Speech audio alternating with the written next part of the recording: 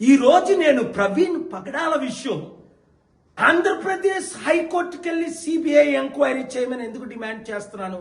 నా దగ్గర ఉన్న రుజువులన్నీ కొన్ని రివీల్ చేస్తున్నాను, కొన్ని చేయట్లేదు. ఇది హత్య అని ప్రశ్నిస్తున్నాను. అయితే కొంతమంది హిందూ ఫెనాటిక్స్ అరే ప్రవీణ్ పగడాల సీతను ఉద్దేశించి మాట్లాడిన విధానాన్ని ఎందుకు ఒక డాక్టర్ కేఏ పాల్ ఈ విషయం ఆయన కొరకు ఫైట్ చేస్తున్నారు అని నేను అందరితో, అవినీతి పరులు అందరితో అన్ని విధాలా ఫైట్ చేశానని మీరు గూగుల్ చేసి చూడండి. ఒకవేళ ప్రవీణ్ పగడాల తప్పుగా మాట్లాడితే అరెస్ట్ చేయండి, జైల్లో పెట్టండి. చంపేస్తారా? 1981లో నేను నర్సీపట్నం కాలేజ్ వైస్ ప్రెసిడెంట్ ఉన్నప్పుడు అక్కడ సిఐ వలి ఒక ముస్లిం అనేక దారుణాలు చేస్తుంటే ఆయన మీద కేసు పెట్టి మినిస్టర్ బాటం శ్రీరామూర్తిని పిలిపించి ఇందిరాగాంధీకి లెటర్ వేసి ఆయన్ని నేను సస్పెండ్ చేయించాను. అంతటితో ఆగానా? ఒరిస్సాలో అన్యాయం జరుగుతుంటే అక్కడ ఎన్నో ఫైట్లు ఇచ్చాను. అంతటితో ఆగానా? 89 నుండి నా చరిత్ర చూడండి. అమెరికన్స్ తో ఫైట్ చేసి అగ్రరాజు అయిన American George bush Iraq, Iran, Syria యుద్ధాలు చెప్తుంటే అమెరికన్ ప్రెసిడెంట్ విరుద్ధంగా బుక్ రాసి మిత్రుడైనప్పటికీ కాళ్ళ మీద ఎలక్షన్ ముందు పడినప్పటికీ బుక్ రాసి Al Qaeda winning, America losing, George Bush down అని క్రిస్టియన్ అగ్రరాజ్యం అయిన అమెరికాతో ఫైట్ చేసి ముస్లిం దేశాలు ఎందుకు ఆక్యుపై చేస్తున్నారు? మీరు యుద్ధ సామాగ్రి ట్రిలియన్స్ ఖర్చు పెడుతున్నారనా? అలాగే 2010 సెప్టెంబర్ 10ని ఖురాన్ బర్నింగ్ చేస్తుంటే ఒక American Christian pastor Terry Jones Obama చేతులు ఎత్తేసాడు, పోప్ జాన్ పాల్ చేతులు ఎత్తేసాడు. నన్ను పిలిచారు, వెళ్ళాను. 24 గంటల్లో టెర్రీ జోన్స్ ను మోకరింపు చేసి ప్రపంచంలో 200 కోట్ల ముస్లింలు, 300 కోట్ల క్రైస్తవులు వాచ్ చేస్తుండగా ఆ ఖురాన్ బర్నింగ్, ఖురాన్ అది ముస్లింలకు పవిత్రమైన గ్రంథం, నువ్వు ఒక క్రిస్టియన్ పాస్టర్గా దాన్ని ఎందుకు కాల్చుతావని ఆపలేదా? 2003లో చార్ల్స్ టైలర్ చిన్నపిల్లలకి గన్నలు ఇచ్చి యుద్ధాలు చేస్తుంటే ఆ యుద్ధం ఆపి చార్ల్స్ టైలర్ అనే ప్రెసిడెంట్ ని లైబీరియా నుంచి నైజీరియా తీసుకెళ్లేదా?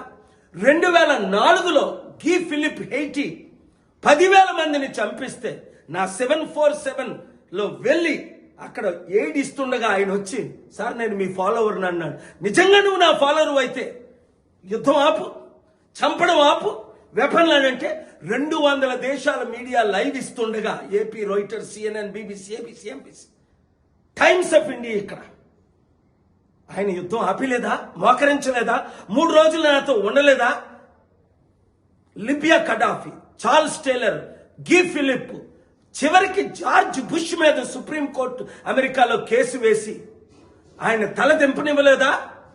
అంతవరకు ఇక్కడ ఇప్పుడు ఇండియాలో ఏం చేస్తున్నారు? అన్యాయం జరుగుతుంటే సోనియా గాంధీ మీద 2007లో కేసు వేయలేదా?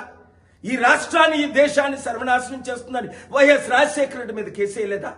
1999లో గ్రహం స్ట్రెయిన్స్ అనే ఆస్ట్రేలియన్ మిషనరీ 2 కొడుకుల్ని దగ్గమని కాల్చిస్తుంటే దారాసింగ్ ని వాడిని అరెస్ట్ చేయించలేదా?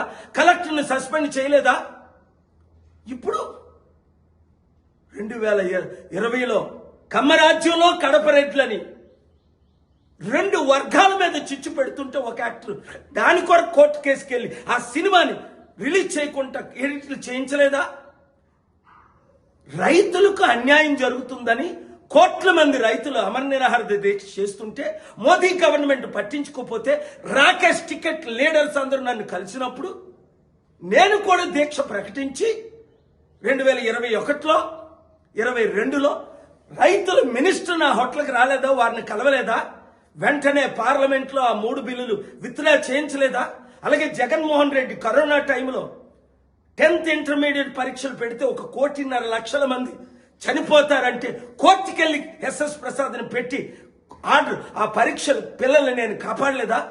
2022లో ఇదే కేసీఆర్ కామారెడ్డి రైతులు 1000 కోట్ల విలువైన భూములు దోచుకుంటుంటే తెలంగాణ హైకోర్టుకెళ్ళి న్యాయం చేయలేదా?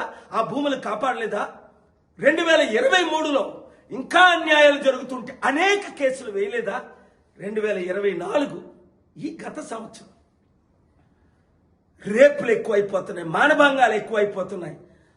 అలాగే రేవంత్ రెడ్డి హైడ్రా పేరుతో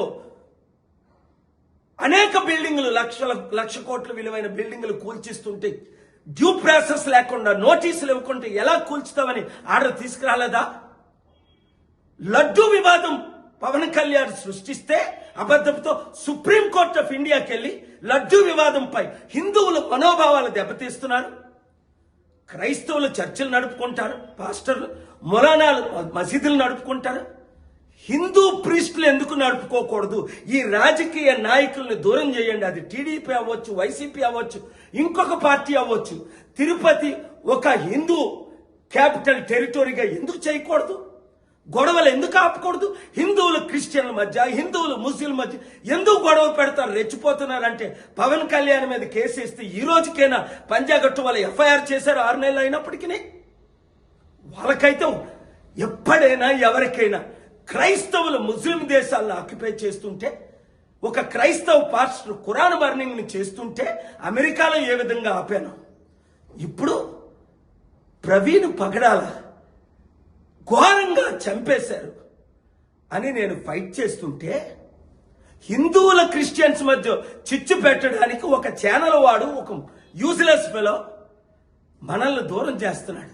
అది హిందువుల కొరకైనా, ముస్లింల కొరకైనా, క్రైస్తవుల కొరకైనా, నాస్తికుల కొరకైనా. అందుకే గద్దరన్న ప్రజాశాంతి పార్టీలో చేరాడు. మీ కొరకు నేనున్నాను. రైతుల కొరకు, నిరుద్యోగుల కొరకు, ఉద్యోగుల కొరకు, మహిళల కొరకు, చిల్డ్రన్ కొరకు నేను ఉన్నాను. వీళ్ళెవరు మీకు న్యాయం చేయరు. కోర్టులో పోరాడదాం, దేవుని దగ్గర పోరాడదాం, ప్రజలందరం కలిసి పోరాడదాం, శాంతియుతమైన ధర్నాలు చేద్దాం. ఆపేదే లేదు, తగ్గేదే లేదు. 7569441275 మెసేజ్లు పెట్టండి, గ్రూపులు తయారు చేయండి. పాలన రావాలి, పాలన మారాలి. ఈ కుల కుటుంబ